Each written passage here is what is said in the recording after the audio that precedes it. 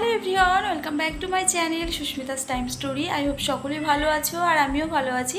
আজকে হচ্ছে মঙ্গলবার আর এখন বাজে হচ্ছে বিকেল 4:30। তো এখন থেকে আজকে ব্লগটা শুরু করছি তোমাদেরকে সাথে নিয়ে। আশা করবো আজকে ব্লগটা তোমাদের একটু হলেও ভালো লাগবে।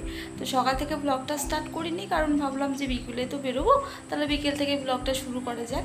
তো চলো, এখন ওই যে ঘড়িতে দেখতে পাচ্ছ কিনা বুঝতে পারছি না, 4:30 বাজছে। এদিকে আমার বিছানা গোছানো, বিকেলকার বিছানা গোছানো আর ঘর ছাড়া সবটা হয়ে গেছে। এখন বসিয়েছি চা খাবো, খেয়ে তারপরে রেডি হব।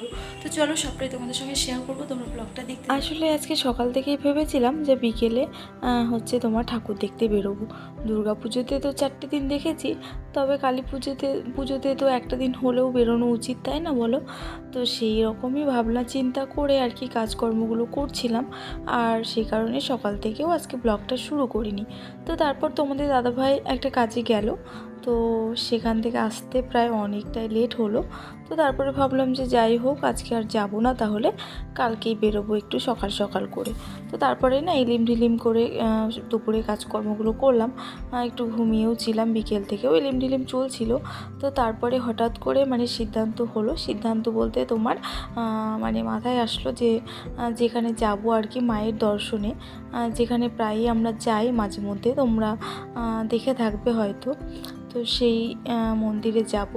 তো ভাবলাম আজকে তো মঙ্গলবার, আজকে নিরামিষ ধরো, তো আমরা তো খাই না পেঁয়াজ রসুন, আর পেঁয়াজ রসুন খেয়ে বা আঁশ খেয়ে মায়ের কাছে মন্দিরে যাওয়াটা উচিত নয়, না যাওয়াটাই ভালো আমার যেটা মনে হয়। তো ভাবলাম যে যাবই যখন মায়ের দর্শনে, তবে আজকে যখন নিরামিষ খেয়েছি, তবে আজকে গেলেই ভালো হতো। তো সেরকমই ভাবছিলাম। তারপরে তোমাদের দাদাভাইকে বললাম যে দেখো, কালকে যদি যাই তাহলে তো কালকে যাই হোক পেঁয়াজ রসুন মাছ টাছ এগুলো খাওয়া হবে, আর সেগুলো খেয়ে মন্দিরে যাওয়াটা একদমই উচিত নয়, সেটা ভালো মানে আমার মনটা আর কি সায় দিচ্ছিল না। তো তারপরে তোমাদের দাদাভাইকে বললাম চলো আজকের জন্য 1 ঘন্টার জন্য হলেও শুধু মায়ের দর্শনটা করেই চলে আসবো, আজকে আর অন্য কোথাও যাব না। তো সেরকমই চিন্তাভাবনা করে তোমাদের দাদাভাই বললো ঠিক আছে চলো তাহলে।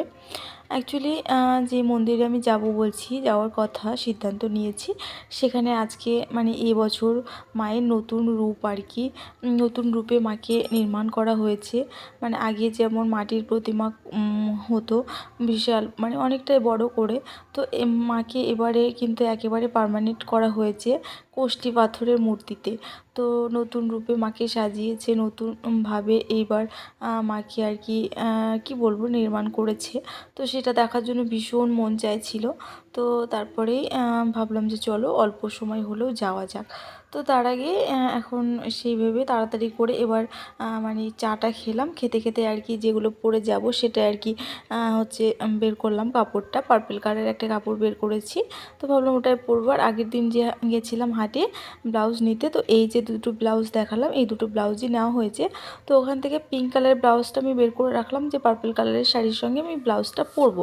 বাট ব্লাউজটা না আমার সেলাই করা হয়নি। তো তারপরে সেলাই করতে যাব, আর বুঝতে পারছো তাড়াহুড়ো থাকলে কোনো কাজই ঠিকঠাক হয় না। তো সেলাইটাও আর হলো না। তারপরে সেই শাড়িটা বাদ দিয়ে এই শাড়িটা পরে এখন একেবারে আমরা রেডি হয়ে পড়েছি। তো কেমন লাগছে অবশ্যই আমাকে জানিও কমেন্ট করে। এই শাড়িটা হচ্ছে আমার বিয়ের প্রথমবার ষষ্ঠীতে আমার মামা এটা আমাকে দিয়েছিল, যে মামার বাড়ি গিয়েছিলাম বিয়ের প্রথমবার, মানে বৈশাখ মাসে বিয়ে হয়েছে, আর জ্যৈষ্ঠী মাসে জামাই ষষ্ঠীতে গেছিলাম, তখন আমাকে দিয়েছে। খুব পছন্দের একটা শাড়ি। তো যাই হোক কেমন লাগছে জানিও। যেতে যেতে এই যে এখন আমরা বেরিয়ে পড়েছি, আর চারিদিকটা এত সুন্দর লাগছে, আর মাঝপথে যে প্যান্ডেলটা তোমাদের দেখালাম সেটাও ভীষণ সুন্দর করেছে, যেটা আমাদের বাড়ির কাছে আর কি। তো সেটা মানে কালকে যখন বেরোবো তখন দেখে নেব, তাই আজকে আর নামলাম না, কারণ খুবই সীমিত সময় নিয়ে আজকে বেরিয়েছিলাম মায়ের দর্শনে। খুব মানে ইচ্ছে করছিল মাকে দেখতে, যে নতুন সাজে মাকে কেমন লাগছে, নতুন রূপে কেমন লাগছে। তো যাই হোক বন্ধুরা, আমরা প্রায় চলে এসেছি মায়ের মন্দিরের কাছে। এবার আমরা এই গলিতে গেলেই মায়ের মন্দির পৌঁছে যাব। তো চলো গিয়ে তোমাদেরকে দেখাচ্ছি। আর আজকে সম্পূর্ণটাই মানে একটু আলাদা ব্লগ, কোনো কাজকর্ম শেয়ার করলাম না আজকের ব্লগে। তো এখন টোটো থেকে নেমে পড়েছি, আর নেমে এখানে আরও একটা মানে মন্দিরে পুজো হয়েছে, সেটা একটুখানি তোমাদের সাথে শেয়ার করলাম। ফাইনালি চলে এসেছি এই যে দেখো মন্দিরে। আর এই যে হচ্ছে মায়ের প্রতিমা। আমি খুব ভালোভাবে ভিডিও শ্যুট করতে পারিনি কারণ প্রচণ্ড পরিমাণে ভিড় জানো তো। আর মাকে এত সুন্দর লাগছে, এত সুন্দর রূপে সাজিয়েছে যেটা আমি তোমাদেরকে বলে বোঝাতে পারবো না। যতই বলবো ততই কম, মানে আসতে তো ইচ্ছেই করছে না ওইখান থেকে। মায়ের সামনে থেকে মনে হচ্ছে একইভাবে তাকিয়ে থাকি, মানে এত দেখছি, মানে চোখে যেন মানে মানে কি বলবো, মানে চোখ সরাতেই পারছি না, এত সুন্দর লাগছে, এত সুন্দর লাগছে। দেখো কতটা মিষ্টি লাগছে, ভিডিওতে যতটা না লাগছে সামনাসামনি ততটাই সুন্দর লাগছে। মানে ভীষণ সুন্দর সাজিয়েছে মাকে, মানে মায়ের নতুন রূপটা কিন্তু দুর্দান্ত। তো তোমাদের কেমন লাগলো অবশ্যই আমাকে কিন্তু কমেন্ট করে জানিও। এখানকার মা ভীষণ জাগ্রত, তোমাদের মনস্কামনা বলো আর কমেন্টে একবার জয় মা লিখে যেও, তোমাদের মনস্কামনা অবশ্যই পূর্ণ হবে। আর আজকের ব্লগটা এখানেই শেষ করলাম, খুবই ছোট্ট একটা ব্লগ। দেখা হচ্ছে পরবর্তী ব্লগে। সবাই ভালো থেকো, সুস্থ থেকো, টাটা।